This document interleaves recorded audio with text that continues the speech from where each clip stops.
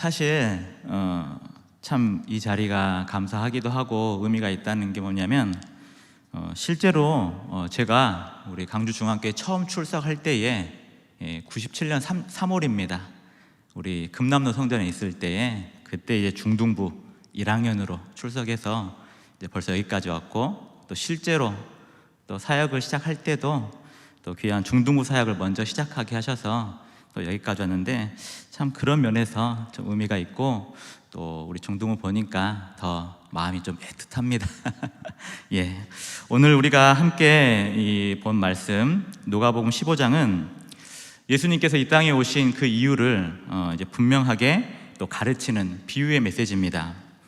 하나님은 그 택한 백성을 찾기 위해서 이 땅 가운데 예수님의 이 땅에 오시는 이유에 대해서 이제 가르치고자 이 비유의 세 가지 말씀들을 이제 인용하시는데, 특별히 총 세 가지 비유를 보게 되면, 첫째는 잃은 양을 찾는 비유가 나오고, 두 번째는 잃은 동전을 찾는 비유, 그리고 마지막이 잃은 아들을 찾는 비유입니다. 이 첫 번째 비유를 보면 잃은 양을 찾는 비유. 한 주인에게 양 100마리가 있는데 한 마리를 잃었습니다. 그러면 그 주인은 99마리를 남겨두고 한 마리를 찾아서 결국에는 그 잃어버린 양 한 마리를 찾아냈다. 이제 그게 첫 번째 비유라면, 두 번째는 이제 잃은 드라크마, 아주 이제 작은 단위의 동전일 텐데 그 10개 중에 그 동전 하나를 잃어버리니까 그 동전을 찾기 위해서 등불을 켜서 집안 구석구석을 살펴서 결국에는 동전을 찾는 그 비유가 두 번째라면, 이제 마지막 이 세 번째 비유가 등장하게 되는데, 이 세 가지 비유가 결국에 무엇을 말하냐면 바로 잃었던 것을 다시 찾으시는 그 하나님의 놀라우신 또 일하심, 그리고 이 잃어버린 것들을 찾을 때에 분명히 나타나는 것은 바로 회개를 통하여서 바로 이런 잃어버린 것들을 비로소 찾을 수 있었다. 이제 그런 것들이 이제 핵심 메시지인데, 누가복음 15장 7절 한번 보겠습니다. 누가복음 15장 7절입니다. 이 첫 번째 비유에 이제 이 해석 부분을 이제 예수님이 알려주시는데, 15장 7절 보게 되면, 내가 너희에게 이르노니 이와 같이 죄인 한 사람이 회개하면 하늘에서는 회개할 것 없는 의인 99으로 말미암아 기뻐하는 것보다 더하리라. 그러니까는 잃어버린 것들을 찾았던 궁극의 이유는 바로 회개를 통한 잃어버린 영혼을 구하는 바로 그 메시지란 겁니다. 그리고 이어서 누가복음 15장 10절도 비슷한 내용이 나옵니다. 여기 보게 되면, 내가 너희에게 이르노니 이와 같이 죄인 한 사람이 회개하면 하나님의 사자들 앞에 기쁨이 되느니라. 바로 잃어버린 것들을 찾은 그 기쁨이 얼마나 큰 것인가, 이제 이런 부분들을 비유로 말씀하면서 이제 오늘 본문의 세 번째 비유가 나옵니다. 세 번째 비유는 잃어버린 아들을 찾았던 바로 그 비유의 말씀이고, 우리가 소위 탕자의 귀환이라고도 많이 알려진 본문입니다. 그 탕자의 귀환, 잃어버린 아들을 찾았던 이 비유의 핵심은 바로 잃은 것을 찾으시는 그 하나님의 사랑, 그리고 다시 돌아온 죄인의 회개에 대해서 이제 그 과정, 그리고 그 결과가 무엇인지를 조금 더 세분화해서 또 보여주는 대목이 바로 오늘 본문의 메시지입니다. 그러면서 이제 특별히 잃어버린 아들이 아버지께로 다시 돌아왔을 때 그 돌아오는 과정, 그 중에 있었던 그 회개의 사건, 믿음의 사건, 그리고 그 아들을 끝까지 기다렸던 아버지의 사랑, 이제 이런 부분들을 한번 오늘 본문 말씀을 통해서 한번 보겠습니다. 먼저 11절과 12절 다시 한번 보겠습니다. 11절 12절 보면, 또 이르시되 어떤 사람에게 두 아들이 있는데 그 둘째가 아버지에게 말하되 아버지여, 재산 중에서 내게 돌아올 분깃을 내게 주소서 하는지라. 아버지가 그 살림을 각각 나누어 주었더니 라고 이야기가 시작됩니다. 이야기의 시작을 보게 되면 아들은 두 명이고 이제 아버지가 나타나는데, 특별히 우리가 조금 주목할 것은 바로 12절에 보게 되면 둘째 아들의 요구가 조금 이상하다는 겁니다. 뭐냐면 12절 다시 한번 보겠습니다. 그 둘째가 아버지에게 말하되 아버지여 재산 중에서 내게 돌아올 분깃을 내게 주소서. 그러니까 지금 둘째가 요구하는 것은 뭐냐면 아버지의 재산 중에 내게 돌아올 분깃이라는데, 이것은 사실은 아버지가 돌아가신 난 이후로 받을 유산에 관한 겁니다. 근데 지금 아버지는 버젓이 살아계셔요. 그럼에도 불구하고 지금 둘째는 지금 당장 눈앞에 살아있는 그 아버지 앞에 아버지가 죽을 때 나에게 남길 그 유산을 내게 지금 미리 달라는 요구인데, 사실 이것이 너무나 사실은 폐역한 일입니다. 왜냐하면 자기가 지금 유산으로 받을 그 유산은 사실 엄밀한 의미에서는 여전히 아버지의 것이에요. 아버지가 주지 않으면 그 아들은 이 재산을 권리를 나타낼 수도 없습니다. 안 줄 수도 있는 거예요. 그런데 지금 그게 문제가 아니라 지금 살아계신 아버지를 앞에 두고 아버지가 죽게 될 때 내게 남겨줄 그 유산 미리 좀 땡겨달라는 그 의미인데, 이게 사실은 너무나 자식이 그 자식된 도리로서 부모에게 할 말이 아닌 거예요. 어떻게 살아계신 아버지를 두고 유산 좀 먼저 땡겨달라고, 그것도 이게 죽었을 때 나눠야 할 유산을 미리 달라고 하는지, 사실은 이게 납득도 안 되고, 그 당시 상황에서 만약에 이것이 고발이 되거나 뭔가 조치를 취한다면 이 아들은 크게 혼이 나거나 징벌을 받거나 뭔가 사단이 났을 겁니다. 그런데 문제는 뭐냐면 12절 후반부에 보게 되면 아버지가 이 재산을 아무런 조건 없이 다 그대로 나눠줬다는 데 있어요. 12절 다시 한번 보겠습니다. 12절 그 둘째가 아버지에게 말하되 아버지의 재산 중에서 내게 돌아올 분깃을 내게 주소서 하는지라. 그리고 나서 그 뒤에 보면 아버지가 그 살림을 각각 나누어 주었다라고 해요. 참 이 부분이 참으로 사실은 아담이 그 태초에 하나님 앞에 범죄했던 그 모양과 사실은 그 영적인 의미가 딱 떨어지는 내용입니다. 이게 뭐냐면 아담이 타락하기 전에 아담은 언제나 하나님 품에 안에 있었고 하나님과 함께 거했습니다. 모든 것들을 하나님과 함께 그 기쁨을 나누고 하나님께서 지으신 모든 이 피조의 세계들을 다스리고 경작하면서 하나님이 주시는 그 기쁨을 가지고 함께 살아갔던 그 아담이 결국에 그가 사탄의 미혹을 받고 타락했을 때는 어떻게 했냐? 바로 하나님을 떠나버렸던 그런 죄악들을 보여주는데, 그 면에서 오늘 본문의 둘째 아들이 꼭 이와 같습니다. 모든 것을 가지고 있는 아버지에게 내게 유산을 먼저 달라 하고 그 아버지를 떠났던 그 장면, 여기서 우리는 죄의 본질, 우리가 하나님 앞에 죄인이라는 사실의 그 본질의 의미를 이제 헤아릴 수가 있는데, 이 누가복음 15장에 그 잃어버린 아들에 대한 그 비율의 내용을 잘 보면 죄라는 것이 결국에 그냥 나쁜 짓을 한다 그 정도가 아닙니다. 아버지를 멸시했다 그 정도가 아니라 그 죄의 가장 근본적인 본질의 모습은 바로 모든 것을 내어주신 그 아버지를 떠나 더 이상 아버지의 간섭, 아버지의 다스림을 내가 받지 않고 내 스스로 내 삶의 주인이 되어서 더 이상 아버지와 함께하지 않는 삶을 살아가겠다. 그것이 사실은 죄의 본질적인 모습이에요. 우리의 모든 죄의 모습이 바로 이 둘째 아들의 모습과 같습니다. 사실 하나님은 우리에게 전부를 주셨어요.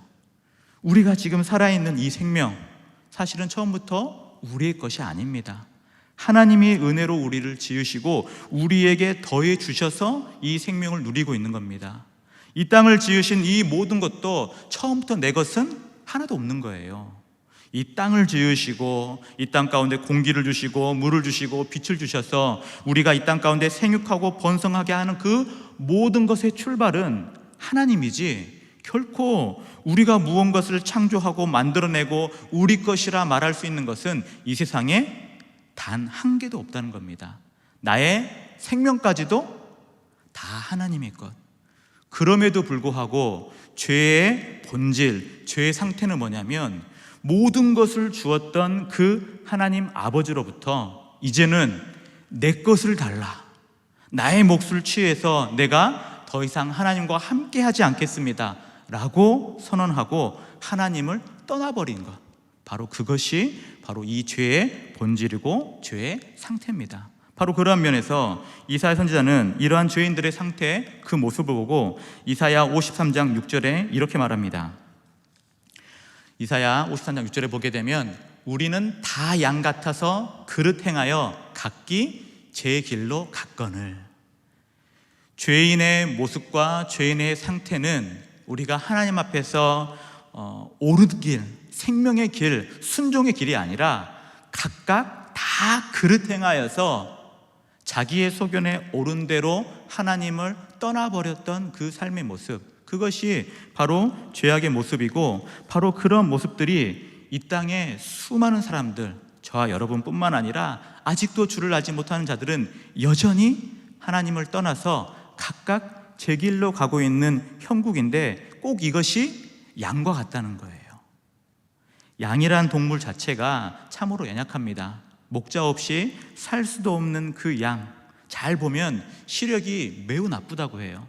한 치 앞을 못 보는 겁니다. 한 치 앞을. 지금 자신들이 어디로 가고 있는지 사실은 멀리 볼 수가 없기 때문에 언제나 위험에 노출되는 것이 자연 상태의 양이에요.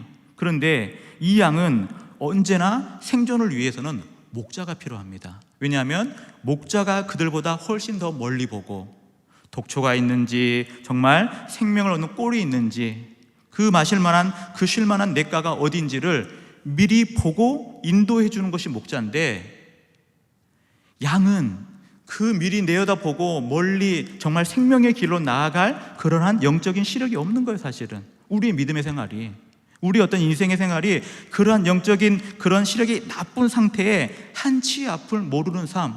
우리는 내일을 모릅니다. 내일 당장 무슨 일이 일어날지. 그럼에도 불구하고 나는 내 삶을 살겠다고, 내 주관대로 살겠다고, 내 삶의 주인이 나라고 고백하는 그 모든 것들이 바로 죄의 본질적인 모습이라는 거예요. 바로 그 면에서 둘째 아들은 이 꼭 태초의 사람 아담이 하나님을 떠났던 그 모습과 아주 동일한 성격의 죄를 반복하고 있고, 사실 이 창세기의 말씀처럼 사탄 마귀는 등장하지 않았지만 궁극적으로는 이미 그 둘째 아들 속에 있는 마음도 곧 마귀에게 미혹된 마음이라는 거예요. 마귀는 언제나 하나님의 사랑에 대한 혼란을 줍니다. 하나님 모든 걸 주셨어요. 완벽하게 채우셨습니다. 가장 좋은 것을 주십니다. 부족함이 없습니다. 하나님께서 행하신 모든 일들은 완전해요. 그럼에도 불구하고 마귀가 하는 짓은 뭐냐면, 그 하나님의 사랑, 하나님께서 이 땅 가운데 베푸신 그 하나님의 선하신 의도를 완전히 왜곡을 시켜버려요. 그 마음 가운데 의심을 줍니다. 그 마음 가운데 약속을 신뢰하지 못하게 만듭니다. 하나님 안에 거하는 것이 인생의 최고의 행복인 줄을 자꾸 흔들면서 오히려 아담과 하와에게 유혹합니다. 선악을 알게 한 나무의 열매를 먹어라. 그럼 너도 하나님처럼 될 수 있다. 네 스스로 하나님이 되어서 더 자유롭고 더 완벽한 행복한 삶을 살 수 있다는 그 마귀의 미혹, 동일하게 둘째 아들도 동일하게 겪고 있는 거예요. 내가 아버지를 떠나는 것이, 내가 형과 함께 아버지 밑에서 산다는 것은 오히려 나를 옥죄이고, 내 삶이 끊임없이 간섭을 받고, 내가 내 하고 싶은 것을 제대로 누리지 못하는 그런 속박의 삶, 자유가 없는 삶, 불행한 삶이라고 끊임없는 마귀의 유혹 가운데 결국 드러난 것은, 아버지 내게 돌아올 분깃을 주시옵소서. 그래야 내가 행복하겠습니다. 그래야 내가 좀 살 것 같습니다. 아담과 하와도 하나님을 떠나는 그 모습 속에 결국에는 제 길, 그릇된 제 길을 가기 위해서 하나님을 떠났고, 우리도 마찬가지죠. 이 땅 가운데 모든 것을 다 더해주신 하나님을 떠나고 나의 행복, 나의 어떤 만족, 내 어떤 욕심을 따라서 끊임없이 하나님을 찾지 못하고 오히려 하나님을 등지는 삶, 그것이 죄의 계속 반복되는 그런 넘어짐의 삶이라는 겁니다. 이것을 바로 이제 이 둘째 아들을 통해서 우리가 보게 되는데, 바로 그러한 면에서 예레미야 2장 13절에 보게 되면 예레미야 입술을 통해서 우리를 정죄하는 그런 하나님의 메시지입니다. 예레미야 2장 13절 보겠습니다. 내 백성이 두 가지 악을 행하였나니 곧 그들이 생수에 근원되는 나를 버린 것과 스스로 웅덩이를 판 것인데 그것은 그 물을 가두지 못할 터진 웅덩이들이니라. 예레미야가 지금 죄를 고발하는 것은 두 가지 내용이죠. 첫째는 생명에 근원된 하나님을 떠나는 것이 죄다. 두 번째는 스스로 인생의 주인이 되어서 그 생명을 얻고자 자기 웅덩이를 파는 것도 죄라는 거예요. 바로 이것이 이 둘째 아들에게 적용하면 본문 14절에서 16절입니다. 14절부터 16절 한번 쭉 보겠습니다. 그 모든 가산을 다 받은 후에 이제 이것들을 가지고 떠나게 되는데, 떠난 후의 일입니다. 14절, 다 없앤 후 그 나라에 크게 흉년이 들어 그가 비로소 궁핍한지라. 가서 그 나라 백성 중 한 사람에게 붙어 사니 그가 그를 들로 보내어 돼지를 치게 하였는데 그가 돼지 쥐어먹는 열매로 배를 채우고자 하되 주는 자가 없는지라 라고 하면서, 이제 이 둘째 아들이 아버지를 떠난 그런 패역한 삶을 살다가 결국 그 마지막이 어떻게 되는가, 그 일련의 과정들인데, 먼저 14절 한번 다시 한번 보겠습니다. 14절을 보게 되면 다 그 재산을 어때요? 없앴습니다. 허랑방탕하게 그 모든 가산을 너무나 허무하고 너무나 그 육신의 정욕을 채우기 위해서 많은 재산을 그냥 탕진해 버렸습니다. 이것이 바로 생명에 근원된 하나님을 떠나 자기 스스로 웅덩이를 파지만 결국에는 그 웅덩이에는 물이 나옵니까? 안 나옵니까? 나오지 않는다는 거예요. 자기 스스로에는 처음에 계획은 그럴싸했을 겁니다. 내가 이 재산을 가지고 오히려 아버지를 떠나서 훨씬 더 자유롭고 훨씬 더 행복하게 더 많은 것들 누리고 내가 정말 많은 것들 다 얻으면서 그렇게 행복하게 살 것이라는 기대와 부푼 꿈을 가지고 외국으로 떠났지만 거기는 터진 웅덩이인 거예요. 아무리 노력해서 파도 오히려 파면 팔수록 물이 나온 것이 아니라 그 구덩이만 더 깊어지는 면입니다. 우리 삶이 똑같아요. 나는 진정한 자유를 얻기 위해서, 구속받기 싫어서, 내가 잔소리 듣기 싫어서, 오히려 내가 내 멋대로 뭔가 하고자 할 때, 꼭 여기 중학교 2학년들도 마찬가지인데, 중2병이 걸리면 부모의 말이 들리지 않습니다. 부모의 말대로 반대로 하는 것이 인생의 행복이고, 뭔가 큰 잔소리 듣는 것도 싫을 때잖아요. 근데 조금만 더 시간이 지나면 어때요? 그거는 헛된 생각이었고 잘못된 생각이구나. 왜냐하면 우리가 하나님을 떠나 사는 것도 이와 마찬가지인데, 처음에는 그 모든 것들이 잔소리로 여겨지고 뭔가 나를 구속하고 나를 억제하는 것 같아서 싫어요.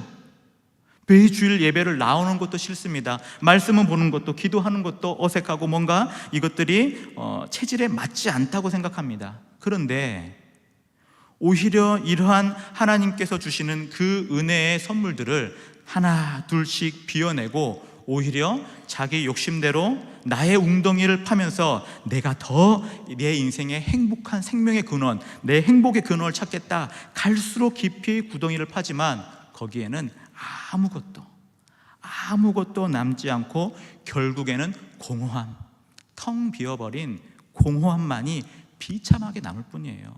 그래서 바로 그러한 면에서 이 탕자도 마찬가지입니다. 모든 것들을 다 날렸어요. 그리고 그 텅 빈 삶 가운데 이어지는 비참함은 15절입니다. 15절, 가서 그 나라 백성 중 한 사람에게 붙어 사니 그가 그를 돌로 보내어 돼지를 치게 하였는데, 아마도 이 비유에 나오는 아들은 유대인일 텐데 유대인들은 돼지를 부정한 짐승으로 기르지도 먹지도 치지도 않습니다.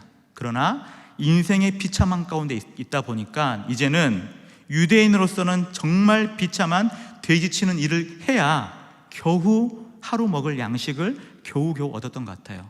그런데 더 비참한 것은 뭐냐면 16절입니다. 그가 돼지 먹는 쥐염 열매로 배를 채우고자 하되 그마저도 주는 사람이 없어서 이제는 정말 굶어 죽을 것 같은 그런 어려움에 봉착하게 됩니다. 그러면서 생각하기를 자신은 열심히 그 생수의 근원을 얻기 위해서 구덩이를 팠지만 결국 남는 것은 텅 비어버린 내 인생의 비참함. 이전의 삶은 가진 것이 있을 때는 내 멋대로 살아갑니다. 내게 힘이 있고 능력이 있고 돈이 있고 재력이 있고 든든한 백이 있을 때는 정말 마음껏 내 욕심대로 살아가요. 그런데 결국 그것도 썩어질 것들입니다. 영원하지 않아요. 결국에는 사라지는데 다 사라지고 나서야 결국 깨닫는 것은 바로 인생의 그 공허함, 비참함.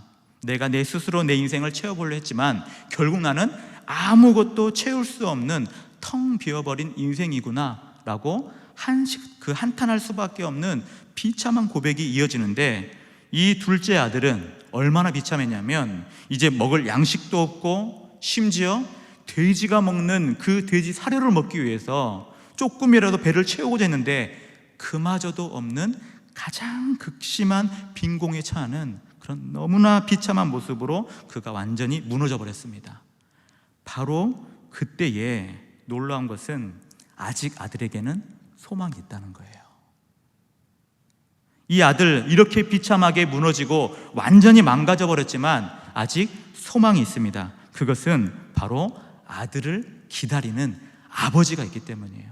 아버지가 있어서 결국에는 그에게 소망이 있는데, 이 지금 누가복음 15장은 계속해서 비유의 말씀입니다. 잃은 양을 찾았던 비유, 드라크마 동전을 찾았던 비유가 계속 이어지는데, 여기서 지금 예수님께서 가르치고자 하는 핵심이 뭐냐면 잃어버린 것들을 향한 아버지의 그 찾고자 하는 이 엄청난 그 아버지의 사랑을 알려주고 싶은 거예요. 아무리 잃어버린 자라도 하나님의 택함받은 백성, 하나님이 끝까지 찾는다는 겁니다. 그래서 바로 그 면에서 결국에는 찾아내는 그 하나님의 은혜, 바로 이 은혜를 보여주고자 하는데, 중요한 것은 이 은혜가 어떻게 이루어지는가, 그 과정인데 바로 회개함을 통해서 이루어짐을 보여주고 있습니다. 이 누가복음 15장에 나오는 세 가지 비유의 핵심이 회개이고, 회개라는 것은 나의 죄를 뉘우치고 다시 생명의 근원 되신 하나님을 바라보는 것, 이게 바로 회개입니다. 내 마음이 이전에는 나의 정욕과 나의 욕심과 썩어질 것을 향해서 달려갔다면 회개는 더 이상 그 썩어질 것, 사망의 음침한 골짜기로 나아갈 비참함으로 내가 치닫지 아니하고 이제는 멈춰서서 방향을 돌리게 되는데, 그 돌리는 방향이 바로 아버지가 있는 곳, 나의 영원한 생명의 근원, 생수의 근원이 되는 아버지께로 내 마음을 돌리는 것이 회개입니다. 바로 이러한 면에서 하나님의 놀라운 은혜는 뭐냐면 이 회개를 위한 하나님의 일하심이라는 거예요. 회개를 위한. 자, 17절 한번 보겠습니다. 오늘 본문의 17절을 보게 되면, 이에 스스로 돌이켜 이르되 내 아버지에게는 양식이 풍족한 품꾼이 얼마나 많은가, 나는 여기서 주려 죽는구나. 둘째 아들에게 사실은 큰 은혜가 하나 임했는데, 그건 뭐냐면 지금 현실에 지금의 상황이 나아진 것이 아니에요. 지금 둘째 아들에게 지금 임한 큰 은혜는 뭐냐면 바로 이겁니다. 17절 다시 한번 보겠습니다. 이에 스스로 돌이켜 이르되 내 아버지에게는 양식이 풍족한 품꾼이 얼마나 많은가, 이것이 다시 생각이 났더라는 거예요. 아버지가 어떤 분인가, 그 아버지는 품꾼이 정말 많은 그런 아버지인데, 다른 말로 하면 큰 부자라는 겁니다. 큰 부자인 아버지 밑에는 일꾼들이 많은데 심지어 그 일꾼들은 배를 굶지 않습니다. 풍족하게 먹어요. 종으로 살지만 정말 그 따뜻한 아버지 밑에서 정말 행복하게, 노예였지만 종이었지만 그 안에서는 풍족함을 넉넉히 누리고 살아가는 그런 종의 형편도 기억이 나는 겁니다. 그러면서 오히려 뭘 보냐? 자신의 비참함을 봐요. 내 아버지 집에 있는 노예는 오히려 배를 굶을 만한 그런 걱정도 염려도 없이 사는데 나는 여기서 줄여 죽는구나 라고 깨닫는 것이 사실은 이 둘째 아들을 향한 큰 은혜였다는 거예요. 우리의 삶도 마찬가지입니다. 우리가 사탄의 이 거짓된 미혹으로 끊임없이 하나님의 사랑을 의심하고 말씀을 신뢰하지 못하고 이제는 내 삶 가운데 나의 삶의 주인은 나다 라고 생각하면서 끊임없이 죄를 반복하고 또 반복하면서 텅 비어버린 그 구덩이를 파다가 더 이상 나오지 않을 그 마지막 순간에 오히려 하나님의 은혜는 그때 깨닫게 해주시는 거예요. 아직 너에게는 뭐가 있어요? 소망이 있는 거예요. 아버지가 있다는 그 소망. 바로 거기서 17절 다시 한번 보겠습니다. 아주 중요한 말이 하나 나오는데 짧지만 정말 이 오늘 본문의 핵심적인 말이에요. 이에 스스로 돌이켰다라는 말이에요. 너무 짧지만 이 말은 정말 이 전체 구절의 핵심입니다. 이게 뭐냐면 스스로 돌이켰단 말이 이 회개했단 말이고 정말 이 여기선 아주 심플하게 표현했지만 원문의 의미를 더 잘 살려서 조금 더 의역하면 정신 나간 상태에서 그 정신이 온전한 상태로 돌아왔다. 그걸 말할 때 스스로 돌이켰다라는 말을 써요. 그래서 조금 더 이제 좀 살려보면 정신을 차리고 보니까 내가 누구인지, 정신을 차리고 보니까 왜 나에게 이런 비참함이 지금 내게 임했는지를 깨닫기 시작하는 것, 그것이 스스로 지금 자신을 돌이키는 것인데 이것을 우리는 회개라고 하고 이 회개의 출발은 사실 그 당사자 본인이 아니고 이것이 바로 하나님의 은혜라는 거예요. 회개도 아무나 주는 거 아닙니다, 여러분. 회개는 하나님이 택하신 백성들을 다시 그 사망의 길에서 돌이키기 위한 하나님의 정말 놀라운 은혜 중에 은혜예요. 내가 있다, 아버지가 있다, 다시 돌아갈 길이 있다는 것을 알게 하는 것, 그것이 회개인데 바로 그 하나님의 은혜로 말미암아 회개를 통해서 이 둘째 아들이 깨닫습니다. 내가 제정신이 아니었구나.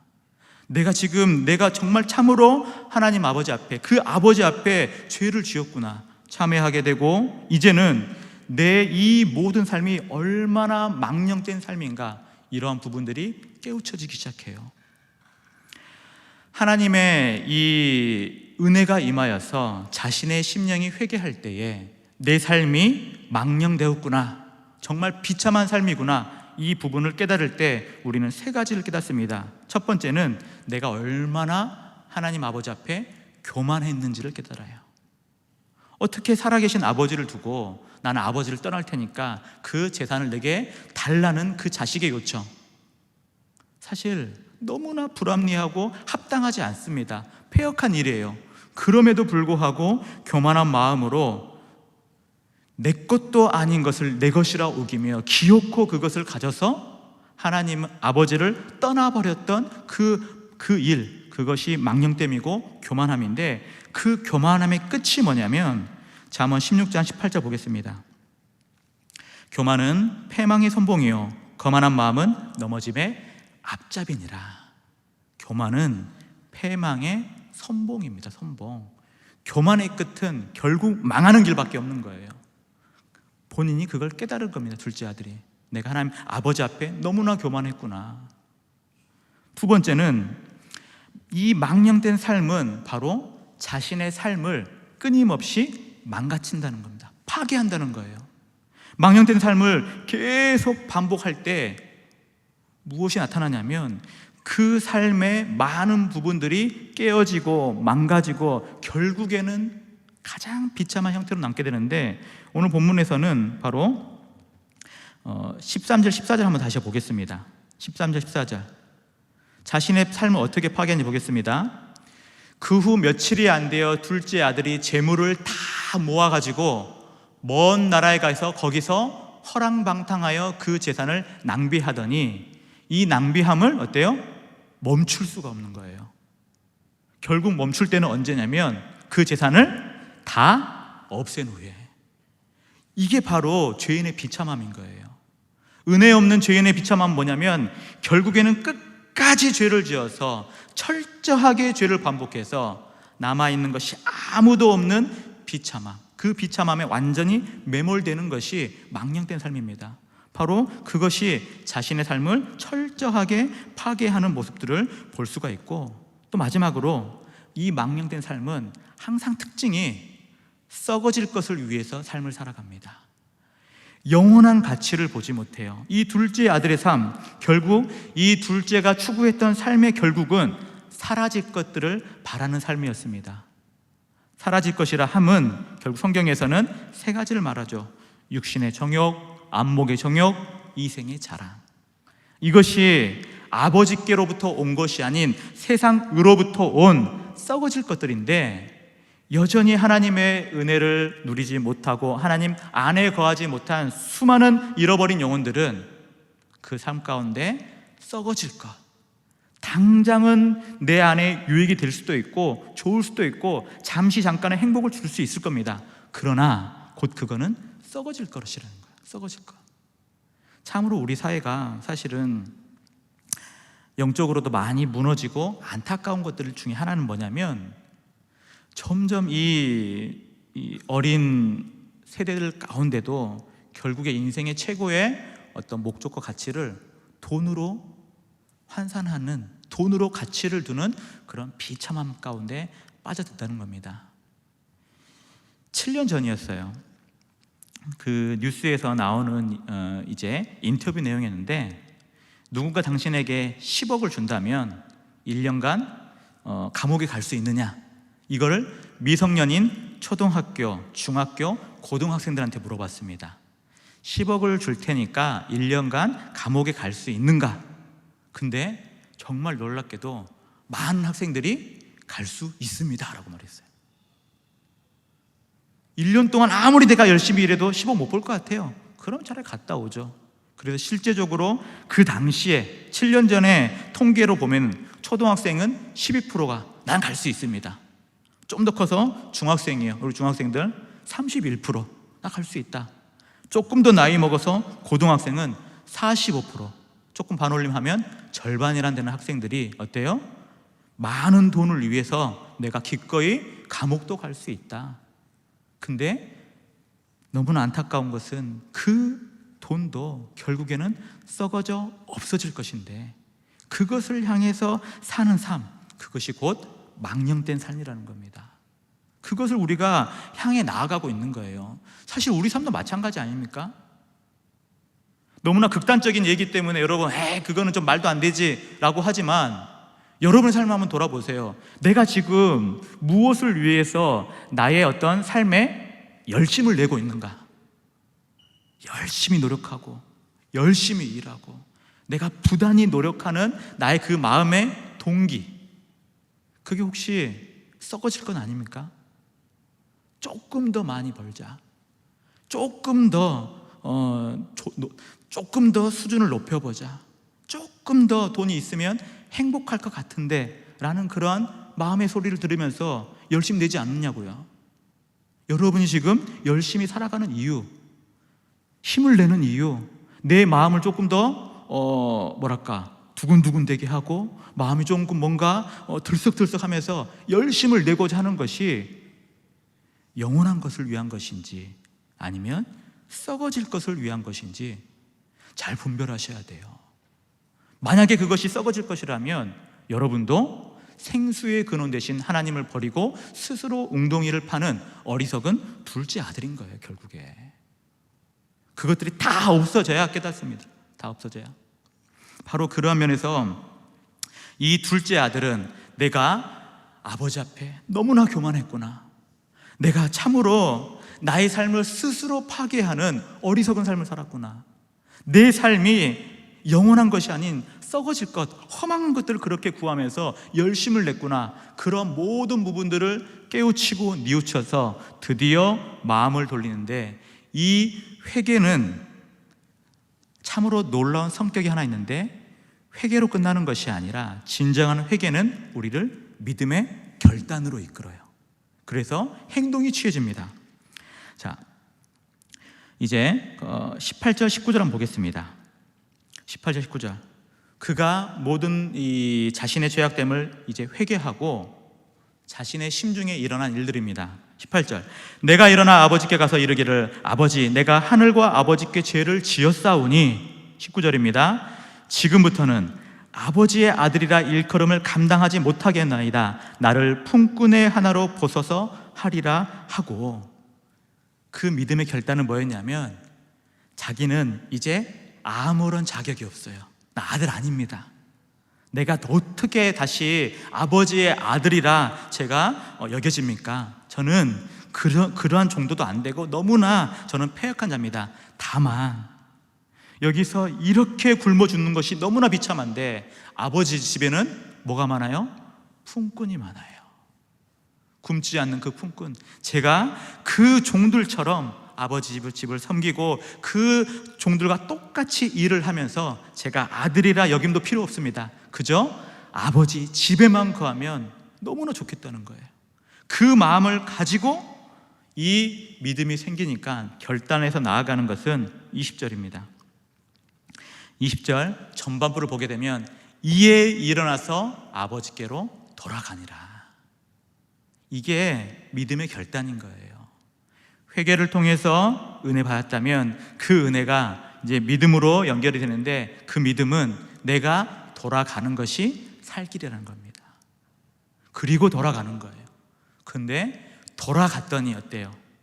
나는 아들도 아니고 품꾼 중에 하나고 그저 굶어 죽는 것이 너무나 비참해서 굶어 죽지만 않았으면 좋겠다는 마음으로 내 이 정말 그 망령된 마음, 교만한 마음, 이 허랑방탕했던 그 모든 죄악들을 다 내우치고 이제 부끄럽게 지금 돌아가고 있는데, 놀라운 것은 여기 보게 되면 20절에 아직도 거리가 멉니다. 멀어요 지금. 그런데 누가 보입니까? 아버지가 그를 보고 있었어요. 바로 이것이 이 땅 가운데 수많은 잃어버린 영혼을 향한 하나님 아버지의 사랑이고 은혜이고 자비라는 겁니다. 그 아버지는 언제나 가장 큰 길가 어귀로 나가서 이 둘째 아들을 기다렸던 거예요. 언제나 올 것인가, 내 아들이 언제는 돌아오겠지라는 그 간절한 기대와 소망을 가지고 늘 아들을 기다려요. 아들을. 그런데 얼마나 그 기다림이 간절했는지, 사실 나갈 때는 아들이 어때요? 부자로 나갔잖아요. 모든 재산을 잘 팔아가지고 갔을 때 사실 입은 옷도 그렇죠, 행색도 그렇죠, 아주 번들하게 기름칠이 잘 흐르는 그런 멋진 모습으로 나갔는데 돌아올 때는 아주 비참하게, 가장 비참한 모습으로 구부정하게, 아마 그 씻지도 못해서 악취가 펄펄 나서 이게 보통 사람이면 알아보지도 못했을 겁니다. 그러나 그 둘째의 아버지는 멀리서 보고 알아봐요. 20절 다시 한번 보겠습니다.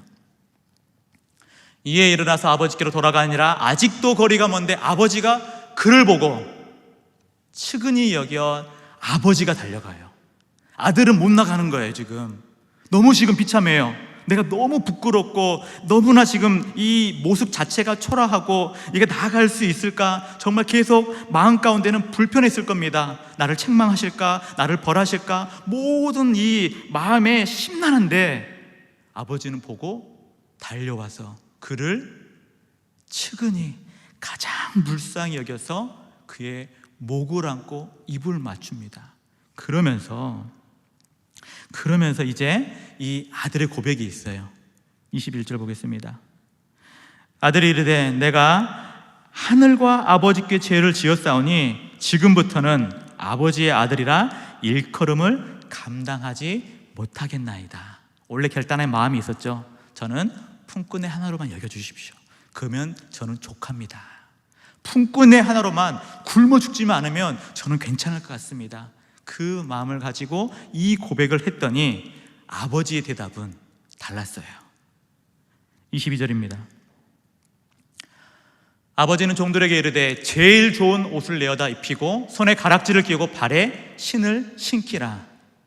왜 아버지가 지금 가장 비참한 몰골로 나온 그 아들에게, 다른 것도 아니에요, 우리 생각하기에는 꾀죄죄하니까 저 같으면 시켰을 것 같아요. 모욕이라도 먼저 조금 하라고 했을 텐데 아니요. 그 아버지가 지금 가장 악취나고 냄새나고 초라한 모습 가운데 벌벌 기면서 들어오는 그 아들에게 뭘 하냐면 종들에게 이르되 좋은 옷 가져오고 손에 가락지 가져오고 발에 신을 그 아들에게 신겨서 완전히 그 초라한 모습을 다 덮어버립니다. 왜냐하면 아버지는 단 한 번도 그 아들을 종으로 여길 마음이 1%도 없는 거예요. 여전히 아들은 아들인 거예요. 여전히 하나님의 택함받은 백성은 택함받은 백성인 거예요. 그 상태가 어떠하든지 어떻게 무너졌든지 어떻게 인생이 핍절하든지 그건 중요치 않습니다. 하나님이 자기 자녀를 아들이라 여기고 어때요? 좋은 옷, 손에 가락지, 발에 신을 신기고 그 아들의 신분을 회복시켜주는 이 놀라운 은혜, 이것을 바로 우리는 복음의 놀라운 은혜라고 말합니다. 믿음으로 하나님께 나아갔더니 하나님 우리를 의롭다 여겨주시고 다시 죄인 된 상태에서 의로운 아들로서 여겨주는 하나님의 은혜가 있어서 더 이상 정죄받지 않습니다. 종들이 이 자녀를 무시할까요? 못해요. 그 아버지가 지금 보자마자 뭘 했어요? 좋은 옷, 가락지, 발에 신을 신기운데 어떤 종들이 와서 그 아들을 정죄하겠습니까? 야, 너 그 재산 팔았던 그 패역한 아들이냐? 찍소리를 못하는 게 되는 거예요. 이게 하나님이 우리를 향해 보여주셨던, 그것도 자기 아들을 아끼지 않고 죽기까지 십자가에 죽으시고 부활하시기까지 자기 아들을 내어주신 하나님 사랑의 확증인 거예요. 더 이상 우리 누구에게도 죄인이라 정죄받지 않는 겁니다. 왜냐하면 하나님이 우리를 의롭다 여겨주셨기 때문에. 이것을 믿음으로 받고 하나님께 나아가면 그때부터는 놀라운 일이 일어나는데 24절입니다. 누가복음 이 15장 전체에 흐르는 이 메인 아이디어인데 24절, 이 내 아들은 죽었다가 다시 살아났으며 잃었다가 다시 얻었노라 하니 그들이 즐거워하더라. 잃은 양을 찾았을 때 즐거워하죠. 잃은 동전을 찾았을 때 즐거워하죠. 천하보다 귀한 한 영혼을 찾았을 때는 어떨까요? 정말 하늘에서는 놀라운 기쁨의 그 향연이 이루어질 겁니다. 이게 하나님이 우리를 향해 베푸신 은혜이고 바로 이것이 복음의 진수라는 거예요. 잃어버린 영혼을 다시 끝까지 붙드시는 그 하나님의 은혜, 그 아버지는 여전히 우리를 기다리고 계신다. 이것만 우리가 확신할 수 있다면 우리의 인생의 길, 때로는 실족할 수 있고 때로는 하나님 배반하여 또한 떠날 수도 있습니다. 그러나 중요한 것은 하나님의 택한 믿음의 백성들은 결코 하나님은 우리를 포기하지 않으신다.